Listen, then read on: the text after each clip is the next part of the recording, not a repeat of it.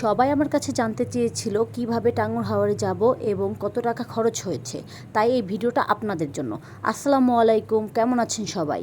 প্রথমে আমরা চলে যাই আবদুল্লাপুর বাস কাউন্টারে। সেখান থেকে পার পারসন 800 টাকা টিকিট কেটে অ্যানা পরিবহনে চলে যাই সুনামগঞ্জের অয়েসখালীতে। সেখান থেকে আমাদের বোর্ড আমাদেরকে রিসিভ করে। চলে এসেছি অয়েসখালীতে। ঘড়িতে তখন 6টা 50 মিনিট।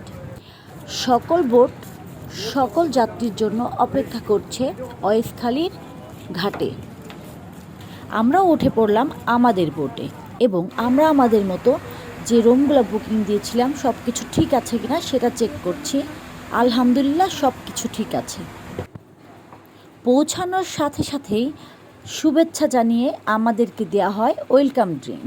ওয়েলকাম ড্রিঙ্কস খেয়ে সকল জার্নি একই সাথে রিফ্রেশ হয়ে যায় এবং সেই সাথে চলে যাই ছাদের উপরে বাইরের ভিউটাকে সুন্দর করে উপভোগ করতে। সকালের সৌন্দর্যটা উপভোগ করতে করতে আমাদের সকালের নাস্তাটা কিন্তু রেডি। দেখা যাক আমাদের সকালের নাস্তার মেনুতে কি কি রয়েছে। খিচুড়ি, মুরগির মাংস ভুনা, বেগুন ভাজা এবং আমের চাটনি।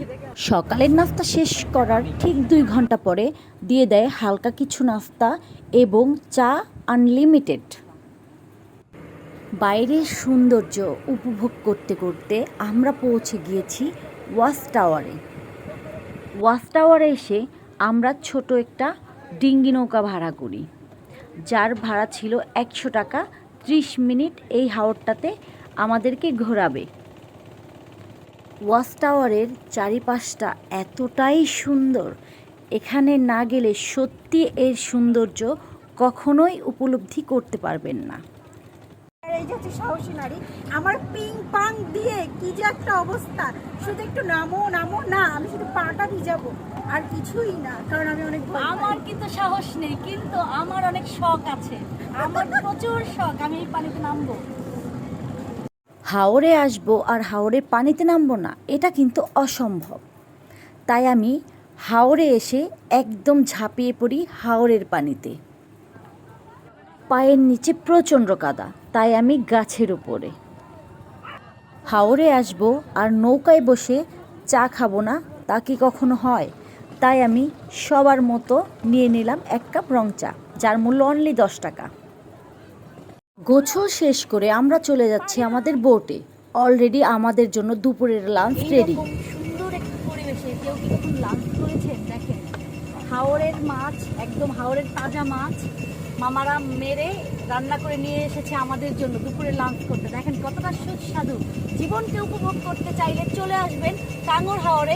লাঞ্চ শেষ করে কিছুক্ষণ রেস্ট নেওয়ার পরে আমরা চলে এসেছি নীলাদ্রি লেকের কাছে। সামনের এই পাহাড়টি হচ্ছে মেঘালয়ের পাহাড়, আর ঠিক এই পাহাড়ের নিচে হচ্ছে নীলাদ্রি লেক। আমরা যাচ্ছি নীলাদ্রি লেক। নীলাদ্রি লেকের সৌন্দর্যটা ছিল জাস্ট অসাধারণ। সামনেই ছিল মেঘালয়ের পাহাড় এবং পাহাড়ের ঠিক নিচেই ছিল নীলাদ্রি লেক। আপনার মন যত খারাপই থাকুক না কেন, এখানে আসলে এক নিমিষেই আপনার মন বাধ্য হয়ে যাবে ভালো হতে। নীলাদ্রি লেক থেকে চলে যাই আমরা আমাদের বোটে এবং আমাদেরকে দিয়ে দেওয়া হয় সন্ধ্যার নাস্তা। এখানে ছিল চিকেন ফ্রাই এবং ফ্রেঞ্চ ফ্রাই, আর চা কিন্তু আনলিমিটেড। নাস্তা শেষ করে আমরা চলে যাই ইন্ডিয়ান বাজারে। এখানকার ইন্ডিয়ান যে বাজার, এখানে আপনারা কম দামে চকলেট এবং বিভিন্ন ধরনের কসমেটিক্স পেয়ে যাবেন। পরের দিন সকালে আমরা চলে যাই শিমুল বাগানে। দেখেন শিমুল বাগানটা কতটা সুন্দর। এখানে কিন্তু ঘোড়া রয়েছে, আপনারা চাইলেই ঘোড়ার পিঠে উঠে পুরো শিমুল বাগানটাকে ঘুরে দেখতে পারবেন। শিমুল বাগান থেকে এসে আমরা আরও 4টা স্পটে ঘোরার জন্য একটা বাইক ভাড়া করি, যার ভাড়া ছিল অনলি 400 টাকা। ভিসা পাসপোর্ট ছাড়া দাদাদের দেশে চলে এসেছি। এই জায়গাটির নাম হচ্ছে সাদা পাথর এবং সামনের এই পাহাড়টা হচ্ছে মেঘালয়ের পাহাড়। এই জায়গাটা মোটামুটি ইন্ডিয়ার মধ্যেই পড়েছে, যার কারণে এখানে আমাদের ঢোকা নিষেধ ছিল। তারপরেও লোককে আর সামলাতে পারি। সাদা পাথর থেকে চলে এসেছি লাকমাছড়ার ঝর্ণা দেখতে। যদিও ঝর্ণাটা কিন্তু খুবই ছোট। লাকমাছড়ার ঝর্ণাটা খুবই ছোট হলেও কিন্তু দেখতে খুবই সুন্দর ছিল। ঝর্ণা থেকে আমরা চলে যাচ্ছি মিনি সুইজারল্যান্ডে। মিনি সুইজারল্যান্ডটা কিন্তু খুবই সুন্দর। এটা হচ্ছে মিনি সুইজারল্যান্ড। এই এরিয়াটাকে বলা হয় মিনি সুইজারল্যান্ড। দেখেন কি সুন্দর, কি সুন্দর। এখানে কয়লার খনি, দূর থেকে দেখা যাচ্ছে যে কয়লার খনি। তো এখন বাংলাদেশের মধ্যে এই দেখেন, বাংলাদেশ 1203। অলমোস্ট আমি এখন ইন্ডিয়া, পাসপোর্ট ভিসা ছাড়া ইন্ডিয়া। দেখেন ইন্ডিয়া 1203, মানে আমি এখন ইন্ডিয়া।